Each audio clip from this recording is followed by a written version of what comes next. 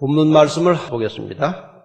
이 말씀의 배경은 한 번은 예수님께서 어느 한 곳에 계실 때에 그 어머니와 동생들이 찾아왔습니다. 그랬더니 그 주변 사람들이 예수님, 어머님과 동생들이 찾아왔습니다. 그렇게 이야기를 하니까 예수님께서 누가 내 어머니고 누가 내 동생이냐 하고 말씀하신 다음에 하신 말씀이 마태복음 12장 49절과 50절입니다.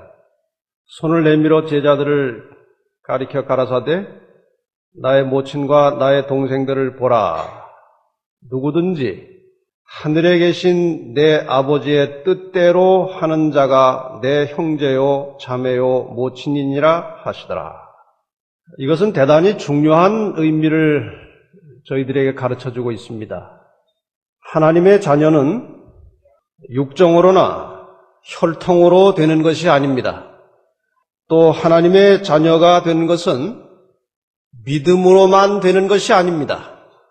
여기 분명히 말씀하시기를 누구든지 하늘에 계신 내 아버지의 뜻대로 하는 자가 내 형제요 자매요 모친이라고 말씀하셨습니다. 이 말씀 속에서 아버지의 뜻이라고 하는 것이 무엇인가 하는 것입니다. 내 아버지의 뜻대로 하는 자가 하늘의 가족이고 내 형제고 내 자매라고 말씀하셨습니다.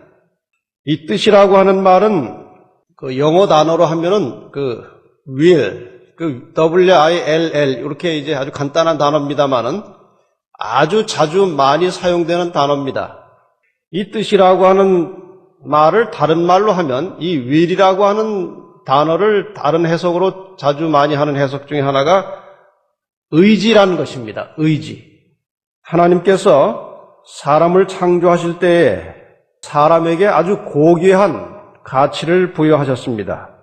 인간을 인간답게, 인간을 가치 있게 결정짓는 상당히 중심적인 요소가 무엇인가 하면은 인간에게 하나님께서 자유의지를 주셨다는 것입니다. 무엇이든지 자기 판단에 의해서 선택할 수 있는 그 자율적 권한을 하나님께서 인간에게 부여하셨습니다. 그런데 이 하나님께서 인간의 이 자율적 권한, 이 자유의지를 얼마나 소중하게 생각하시는가 하면은 그 사람의 자유의지가 하나님의 뜻에 위배되는 선택을 할 때에도 하나님께서는 그 의지를 강압적으로 막지 않으십니다. 저는 이 말씀을 준비하면서 다시 한번 그 인간의 의지, 인간의 자유의지에 대하여 깊은 생각을 하게 되었습니다. 하나님도 사람의 의지를 강압적으로 막지 않으십니다. 그런데 우리는 종종 살다 보면 다른 사람의 말을 함부로 무시하고 다른 사람의 의지를 함부로 꺾어버리는 일들을 자주 하는 것입니다. 그래서 좀 더 우리는 서로가 서로의 의지를 존중하고 함께 조화를 이루며 살아가야 할 우리 개인적 책임감을 다시 한번 느끼게 되시기를 바랍니다. 사람이 범죄하기 전에는 그 자유의지가 항상 하나님의 의지, 하나님의 뜻과 일치하였을 것입니다. 그런데 불행하게도 인간이 범죄한 이후로는 그 인류의 역사를 살펴보면 사람의 뜻과 하나님의 뜻이 잘 맞지 않는 것입니다. 인간의 죄된 속성이 하나님의 뜻과 조화를 잘 이루지 못하고 살아가는 것입니다. 그래서 종종 비록 연약하고 죄 많은 인간일지라도 하나님의 뜻에 일치하며 살려고 애쓰는 사람들을 보면 하나님께서 매우 기뻐하십니다. 사도행전 13장 22절을 보시면 그 앞부분을 잠깐 생략하고 뒤에서부터 읽겠습니다. 다윗을 왕으로 세우시고 증거하여 가라사대 내가 이새의 아들 다윗을 만나니 내 마음에 합한 사람이라 내 뜻을 다 이루게 하리라 하시더니 사실 다윗도 보면 그렇게 완벽한 사람이 아니었습니다. 이런저런 실수와 죄를 많이 짓고 심지어는 보통 선량한 사람도 짓지 않을 죄까지 지었습니다. 그러나 이 다윗의 마음 중심에 늘 하나님의 뜻대로 살고자 하는 마음이 있었습니다. 그래서 하나님께서 다윗을 만나고 기뻐하시면서 이 다윗이 내 마음에 합한 자라고 하셨습니다. 그래서 내가 다윗을 통해서 내 뜻을 이루게 하겠다고 하나님의 의지를 분명히 말씀하십니다.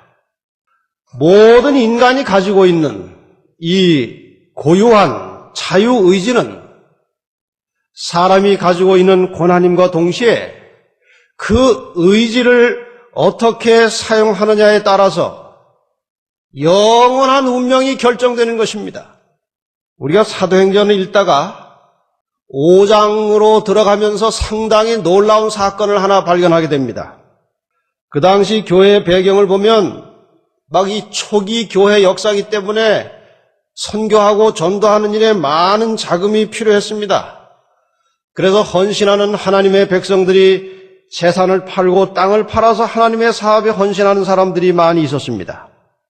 그것을 보고 아나니아라고 하는 사람과 그 아내 삽비라라고 하는 여인이 이거 다른 사람들이 다 그렇게 헌신하는 것을 보니까 자기도 하고 싶은 마음이 생겨서 마음속에 땅을 다 팔아서 하나님께 드리고 싶은 그 동기가 일어났습니다. 이거 다 팔아놓고 보니까 이 돈이 너무 많아요. 그래서 이거 다 내기는 조금 아깝네. 그리고 또 나중에 또 쓸 일이 또 있을지 모르니까 하고 한쪽을 조금 떼놓고 나머지를 드렸습니다. 그 헌신을 받던 베드로가 그 두 사람의 속을 뚫어보고 있었습니다. 성령 충만한 베드로가 그들이 처음에 작정한 대로 하지 않고 일부를 떼내고 마치 전체를 내는 것처럼 위장하여 왔다는 사실을 보게 된 것입니다. 신학자들 간에 상당히 논란이 있습니다만 왜 그렇게 되었을까? 그 두 사람은 그 앞에서 즉사했습니다. 지금 우리 이 시대에서 생각하면 너무 무섭고 잔인한 일처럼 보였습니다만 많은 신학자들이 이 교회가 막 시작하려고 하는 초기에 발생한 그 거짓 마음, 불순한 동기, 갈라진 마음에 대하여 하나님께서 징계하신 것으로 해석하고 있습니다. 베드로가 그들을 향해서 이렇게 나무랍니다. 사도행전 5장 4절입니다. 땅이 그대로 있을 때에는 내 땅이 아니며 판 후에도 내 임의로 할 수가 없더냐? 어찌하여 이 일을 내 마음에 두었느냐? 사람에게 거짓말한 것이 아니오 하나님께로다. 차라리 땅을 팔아서 바치려고 하는 마음이 없었더라면 그런 변을 당하지 않을 수 있었을 것입니다. 자기 의지를 가지고 다 팔아 바치기로 결심을 했고 그 다음에 또 자기 의지를 발동해서 일부를 뗀 것입니다. 그래서 여기 말하기를 그대로 있을 때에는 내 땅이 아니며 판 후에도 내 임의로 할 수가 없더냐? 내 자유의지로 얼마든지 결심한 대로 할 수 있었는데 왜 그렇게 했느냐? 그 말입니다. 내 것인데 왜 내 마음대로 못했느냐? 자기의 의지를 얼마든지 마음대로 사용할 수 있는 상황에서 그 의지를 잘못 사용함으로 빚어진 큰 비극이었습니다. 오늘날 우리에게도 내 마음대로 사용하는 자유의지가 있습니다. 좀 전에 말씀드린 대로 이렇게 내 마음대로 사용할 수 있는 자유의지를 어떻게 사용하느냐 하는 것이 우리 마지막 영원한 운명을 결정하게 될 것입니다.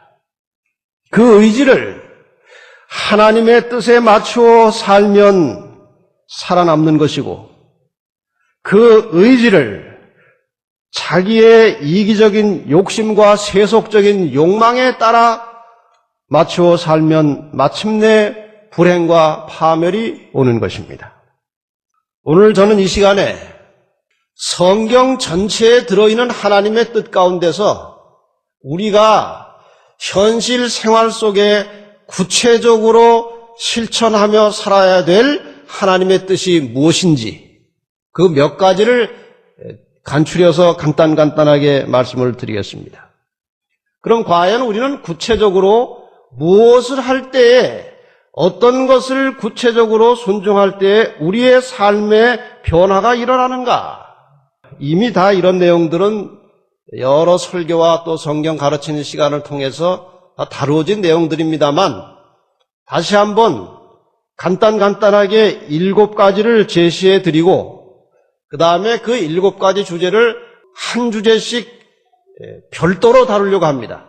오늘은 제가 그저 제목만 간단하게 설명을 드리고 한 제목을 가지고 1시간씩 설교를 해서 7번에 걸쳐서 이 설교를 마치겠습니다. 그래서 오늘은 아주 서론적인 말씀만 간단하게 드립니다. 우리가 하나님의 뜻을 하나님의 뜻이라고 하지 말고 아버지의 뜻이라고 해야 더 올바른 단어입니다. 왜냐하면 하나님은 모든 일반인들이 다 부르는 명칭입니다. 그러나 하나님의 백성이 된 사람들은 하나님을 아버지라고 부르는 것이 정상이고 예수님께서 우리에게 그것을 가르쳐 주셨습니다. 그래서 주기도문 서두에 하늘에 계신 하나님 하지 않고 뭐라고 시작합니까? 하늘에 계신 우리 아버지라고 하는 것은 우리가 하늘나라에 하나님의 가족이 되었다고 하는 증거입니다. 우리 교회 청년들은 저를 보고 김대성 목사님 그렇게 부릅니다. 근데 저희 집 아이는 저를 보고 한 번도 김대성 목사님이라고 부르지 않았습니다. 저희 집 아이는 늘 저에게 아빠 혹은 아버지라고 부릅니다. 왜 그렇습니까? 가족이기 때문에 그렇습니다. 여러분이 정말 내가 하나님의 가족이라고 하는 확신이 있으면 기도하실 때든지 이 신앙적 용어를 사용할 때에 아버지라고 부르는 것이 훨씬 정상적인 단어입니다. 그래서 기도할 때에 너무 그렇게 거창하게 전지전능하시고 무소부재하시고 천지를 창조하신 하늘에 계신 아버지, 그거는 아주 어색한 말입니다. 우리는 아주 친근하게 바로 하나님께 다가가는 심령으로 하늘에 계신 아버지라고 부르는 것이 좋고 그 뜻도 하나님의 뜻이라고 하는 말보다는 아버지의 뜻이라고 할 때 가장 적절한 말입니다. 하나님께서 그 자녀들에게, 그 자녀인 우리들에게 바라시는 아버지의 뜻이 무엇인가? 첫째는 안식일을 바르게 지키는 것입니다. 아주 기가 따갑게 여러분이 들으셨을 것입니다. 아버지와의 관계를 회복하기 위해서 가장 시급하게 우선적으로 해결되어야 할 것은 안식일을 아주 즐겁게 맞이하고 존귀하게 지키는 것입니다. 왜냐하면 안식일은 하나님과 사람 혹은 아버지와 자녀 사이의 관계를 회복시켜주는 표징이라고 했기 때문에 그런 것입니다. 내가 아버지의 자녀이고 하나님이 우리의 아버지라고 하는 것을 확인할 수 있는 것은 바로 안식일에서 나타나는 것입니다. 여러분, 에스겔 20장 20절의 말씀을 깊이 생각하시기를 바랍니다. 또 나의 안식일을 거룩하게 할지어다. 이것이, 이 안식일을 거룩하게 하는 것이 나와 너희 사이의 표징이 되어, 여러분 이 말을 좀 곰곰이 생각해 보시기를 바랍니다. 안식일을 거룩하게 지키는 것이 나와 너희 사이의 표징이 되어 내가 여호와 너희 하나님인 줄 알게 하리라 하였소노라. 안식일은 창조주와 피조물 인간 사이에 맺어진 하나의 언약이고 계약입니다. 7째 날 안식일을 기억해서 우리 인간 존재에 대한 창조주 하나님의 주권을 인정하고 그 주인이신 하나님께 경배하고 감사와 찬양과 영광을 돌리는 것은 하나님의 자녀로서 지극히 당연한 것입니다. 여러분이 중대한 사실을 한시도 잊지 마시기를 바랍니다. 우리가 이렇게 매 안식일을 통해서 하나님과 아름다운 교제를 나누게 될 때 우리의 삶이 기름지고 풍요롭게 될 것입니다. 이것은 이론으로 끝날 것이 아니라 실제적인 경험이 필요합니다.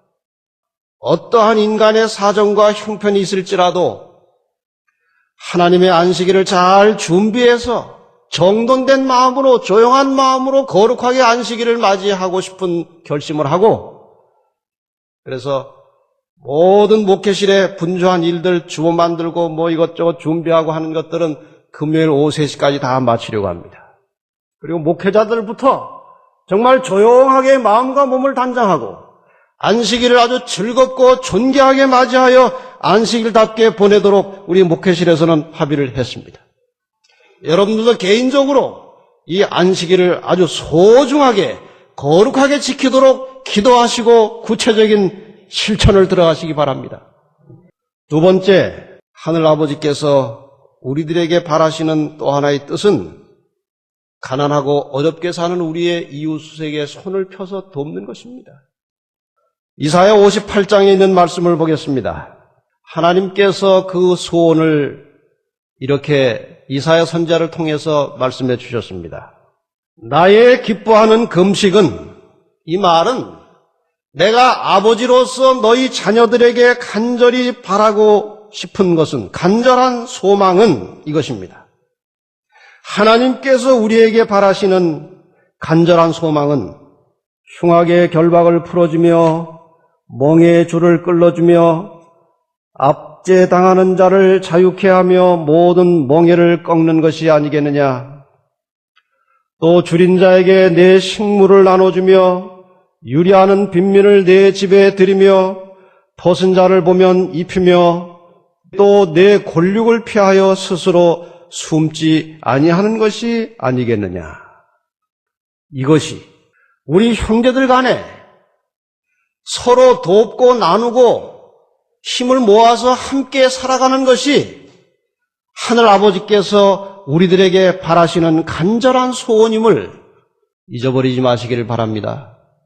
이 정신이, 이것에 대한 실천적인 경험이 없는 사람들은 하나님의 자녀로서 아무런 자격이 없는 것입니다.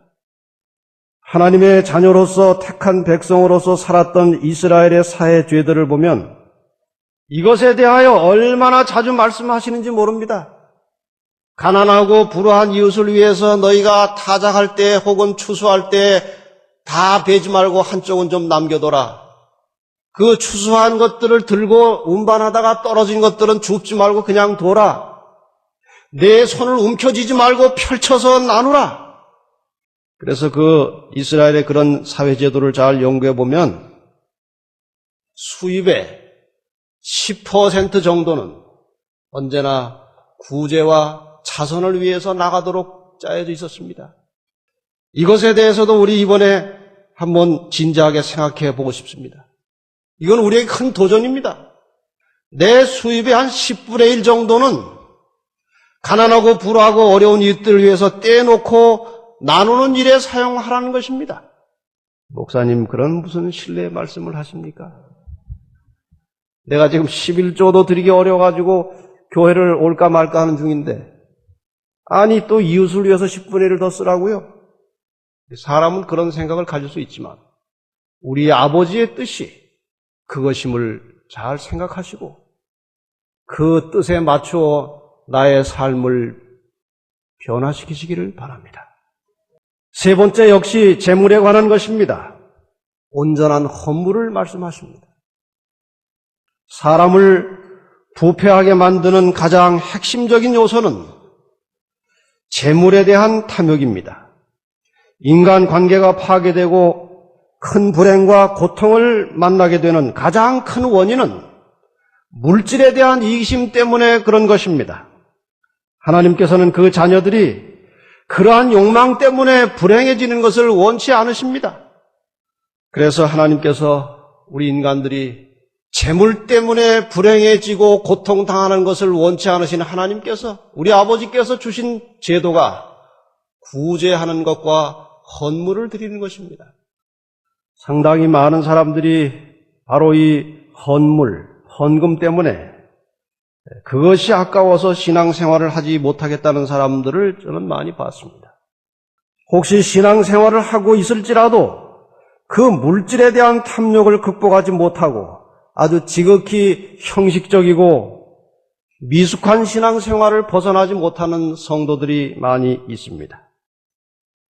이것은 1차적으로 교회를 위한 것도 아니고 하나님을 위한 것도 아니고 이 헌물제도는 자신의 이기심을 치료하기 위한 것입니다. 우리의 안정과 행복을 위한 것입니다.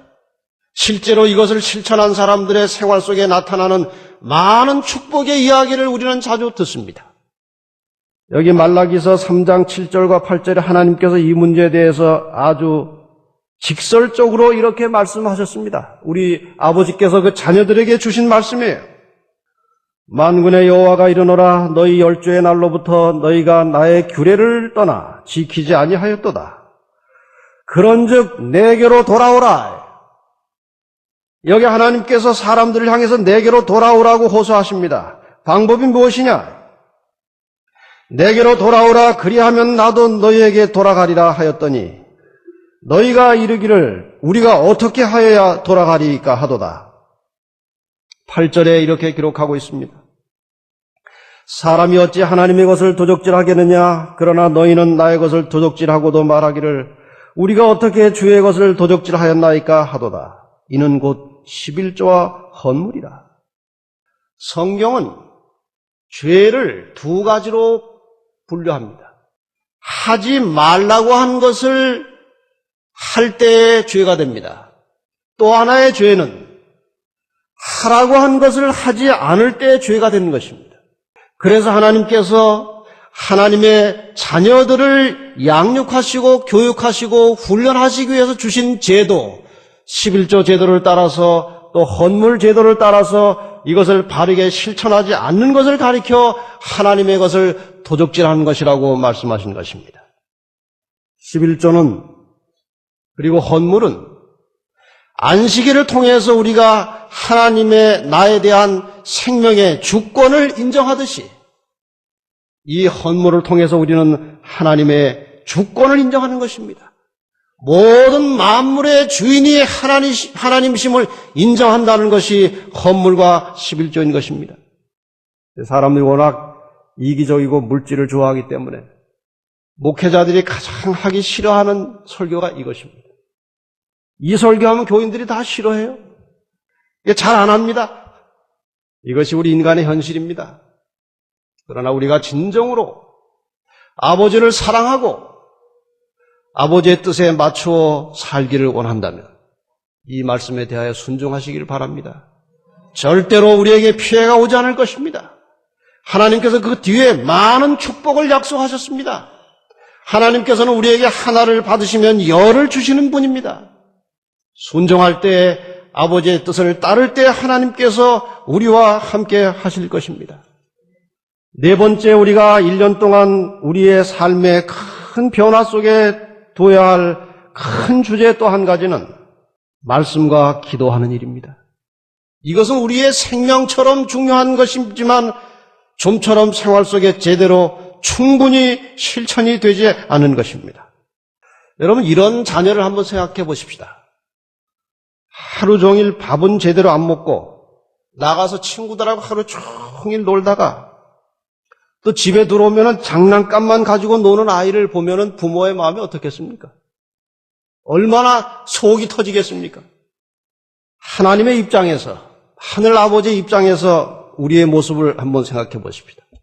사람들하고 어울려 다니면서 허다한 시간 쇼핑을 하고 경치 좋은 곳, 재미있는 곳 찾아다니면서 놀이를 다니고 집에 들어오면 텔레비전 켜놓고 앉아가지고 연속극 보고 이렇게 웃고 앉았고 컴퓨터에 매달려가지고 허다한 시간을 보내고 있는 하나님의 자녀를 보시는 그 아버지의 심정이 어떻겠습니까?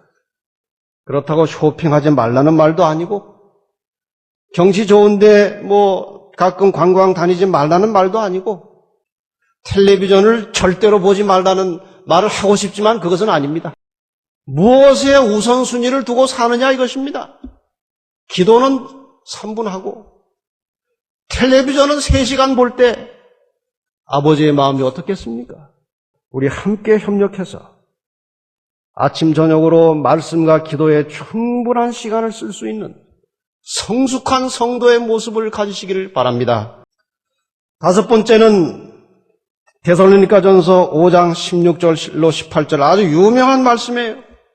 여기에 아버지의 뜻이 또 하나 나와 있는 것입니다. 항상 기뻐하라. 쉬지 말고 기도하라. 범사에 감사하라.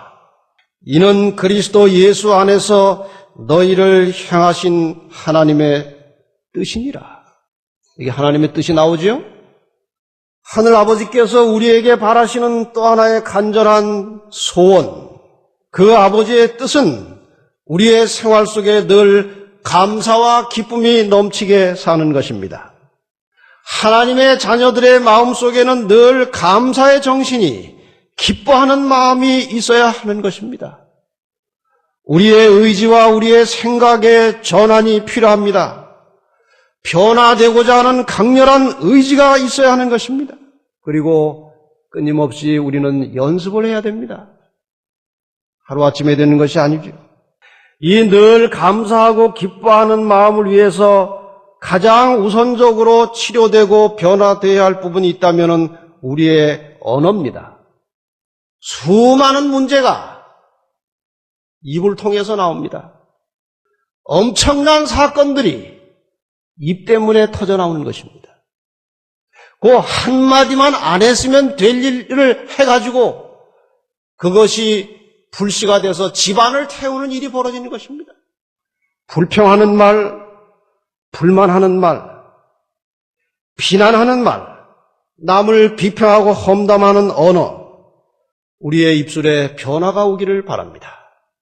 이 교회 안에 들어오면 어느 공간에서든지 그리스도인다운 순화된 언어를 사용하시길 바랍니다.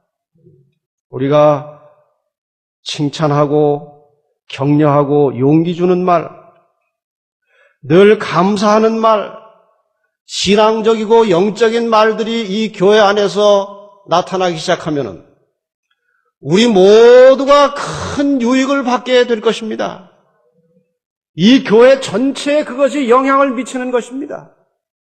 경상도 어느 한 산간 마을에 우리 신실한 재림교인이 들어가서 농사를 짓기 시작했습니다. 그런데 특이한 방법으로 농사를 했습니다. 그 넓은 농토에 곳곳에 스피커를 설치했습니다. 그리고 아침부터 저녁까지 성경절을 들려줬습니다.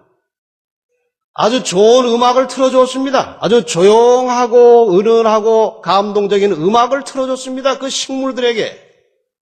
결과가 있을까요? 없을까요?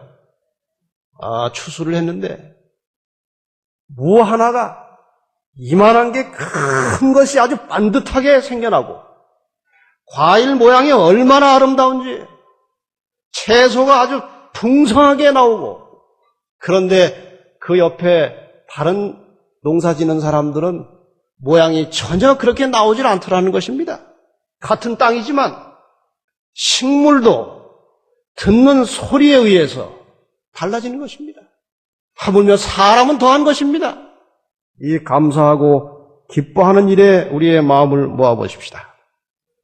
6번째로 식생활 개혁하는 것입니다. 아버지께서는 그 자녀에게 좋은 것을 주기를 원하십니다. 맞습니까? 그 아버지께서 우리에게 주신 식물은 고기가 아닙니다. 채소, 과일, 곡류 이런 것들이 아버지께서 그 자녀에게 최상의 식물로 주신 것입니다. 고기는 노아 홍수 직후에 식물이 다 쓸려가 버렸기 때문에 생존하기 위한 수단으로 잠깐 동안 사실 허용한 것에 불과합니다. 왜냐하면 식물이 없으니까. 그래서 사전에 미리 방주에 짐승들이 들어갈 때 정결한 것은 7쌍이 들어갔고 부정한 것은 2쌍이 들어가서 부정한 것들은 그저 종족이나 번식하고 그 정결한 것 중에서 몇 마리씩을 잡아먹도록 한 것입니다. 그렇다면 이제 땅에서 식물이 나온 뒤로는 다시 원래의 식품으로 돌아가야 하는 것입니다. 그런데 계속해서 그냥 고기 맛이 들어가지고 계속 고기를 먹으니까 하나님께서 좋다. 먹더라도 좀 깨끗한 것만 먹어라. 하고 골라주신 것이 레위기 11장입니다. 거기 골라져 있다고 해서 그것을 먹도록 권장하는 것이 아닙니다. 참 못 참고 먹고 싶으면 그래도 그 중에서 좀 깨끗한 걸 골라 먹으라는 말이에요.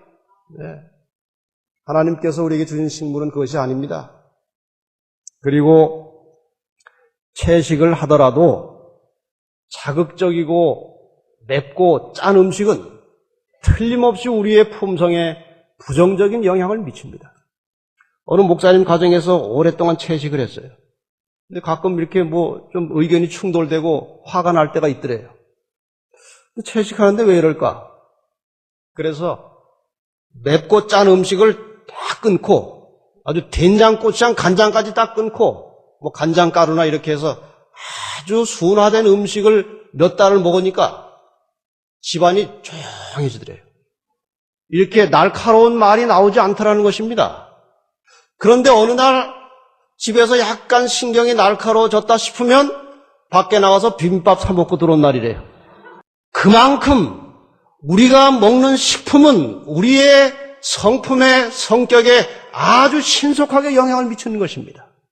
그래서 이 문제를 좀 깊이 생각하시고 우리가 깨끗한 음식, 순한 음식을 취할 때 우리의 정신이 맑아지고 피가 맑아지고 성령이 말씀하시는 세미한 양심의 소리를 들을 수 있는 것입니다. 그래서 이것은 마지막 시대에 매우 중요한 것입니다. 마지막으로 아버지께서 우리에게 원하시는 또 하나의 강렬한 소망이 있는데 그것은 하나님께서 창조하신 다른 죽어가는 영혼들에게 이 진리의 이 생명의 말씀을 나누어줘서 그들도 구원받게 하는 것입니다. 그렇습니까? 모두가 다 사실 하나님의 자녀예요. 그런데 집 나간 자녀들이 많은 것입니다. 하나님의 뜻을 거역하고 밖으로 나가 있는 자녀들에게 하나님의 뜻을 바르게 알려서 그들을 하나님의 집 안으로 데리고 들어오는 것이 아버지의 뜻입니다. 그래서 우리 모든 성도들이 아버지의 말씀을 실천으로 사람들에게 보이고 또 말로 전달해서 사람들을 하나님께로 이끌어 들어오는 일에 전심전력하는 성도들이 되시기를 바랍니다. 결론을 잠깐 짚고 마치겠습니다. 마태복음 7장 21절 아주 유명한 말씀을 보겠습니다. 나더러 주여 주여 하는 자마다 천국에 다 들어갈 것이 아니요 다만 하늘에 계신 내 아버지의 뜻대로 행하는 자라야 들어가리라. 여러분 이 말씀을 잘 유념하시기를 바랍니다. 십자가로 예수 그리스도의 사랑으로 믿음으로 구원받은 사람들은 반드시 우리를 구원하신 아버지의 뜻이 무엇인지 관심을 갖지 않을 수 없는 것입니다. 그리고 그 뜻을 순종하기 위하여 끊임없이 기도하고 행진할 것입니다. 누가복음 12장 47절에도 보면 주인의 뜻을 알고도 예비치 아니하고 그 뜻대로 행치 아니한 종은 많이 맞을 것이요. 참 말이 재밌어요. 여러분 하나님의 말씀에 순종하면 조금 불편하고 어려운 것 같아도 점점 순종의 깊이가 깊어질수록 우리 마음이 평안해지고 건강해지고 행복이 오는 것입니다. 그 아버지의 뜻을 알고도 행치 아니하면 여러 가지 시련과 고통이 많이 닥쳐오는 것입니다. 베데스다 연못 근처에 38년 된 환자 이야기를 잘 알고 있습니다. 예수께서 그에게 가까이 다가가셔서 요한복음 5장 8절과 9절에 내 자리를 들고 걸어가라. 일어나 내 자리를 들고 걸어가라 하시니 그 사람이 곧 나아서 자리를 들고 걸어가니라. 여기에 대하여 시대의 소망 202페이지에는 아주 깊은 해석이 있습니다. 이 말씀을 읽고 마치겠습니다. 그는 단순히 일어나 내 자리를 들고 걸어가라고만 말씀하신다. 그러나 그 사람의 믿음은, 그 환자의 믿음은 그 말씀을 굳게 붙잡는다. 모든 신경과 근육이 새로운 생명으로 전율하고 절던 그의 다리는 건강하게 움직인다. 그 다음 말씀이 중요합니다. 그가 의심하지 않고 그리스도의 명령에 순종하기로 자기의 뜻을 정하자. 그의 모든 근육이 그의 의지에 응답한다. 저는 이 말씀을 읽는 순간에 깊은 감동이 왔습니다. 예수님께서는 단지 간단하게 내 자리를 들고 걸어가라고만 하셨는데 이 환자는 그 명령에 순종하기로 자기의 뜻을 정하고 그 의지에 응답했을 때 엄청난 기적이 일어난 것입니다. 자기의 다리로 일어서면서 그는 자기가 활동적인 사람이 되어 있음을 느낀다. 예수께서는 하나님의 도움에 대한 아무런 보증도 그에게 주지 않으셨다. 많은 설명하지 않으셨습니다. 단순하게 말씀하셨습니다. 그 사람은 멈추어 의심하여 그가 나올 수 있는 유일한 기회를 놓칠 수도 있었다. 이게 의지작용이에요. 그 의지를 가지고 그 말씀을 믿음으로 벌떡 일어날 수도 있었고 또 하나의 다른 의지로는 그 말 한마디 가지고 38년 된 제가 어떻게 일어나겠습니까 하고 움직이지 않을 수도 있었습니다. 그런데 그 의지를 움직이는 쪽으로 선택하고 발동한 것입니다. 그리고 움직였습니다. 놀라운 변화가 일어난 것입니다. 그러나 그는 그리스도의 말씀을 믿었으며 그 말씀에 입각하여 행동하자 힘을 얻었다. 여러분, 앞으로 우리의 모든 삶이 살아있는 생명의 말씀, 하나님의 말씀에 입각하여 움직이고 사시기를 바랍니다. 하나님의 능력이 우리의 생활 속에 나타날 것입니다. 하나님의 변화하는 능력이 우리의 삶을 바꿔놓을 것입니다. 행동하는 믿음을 가지시기 바랍니다. 그래서 지금까지 살아온 대로 그렇게 똑같은 삶을 반복하지 말고 우리의 의지를 하나님의 뜻에, 우리 아버지의 뜻에 굴복함으로 그 말씀을 전적으로 믿고 따름으로 우리의 삶에 이 교회에 놀라운 변화가 일어나기를 간절히 바라면서 말씀을 마치겠습니다.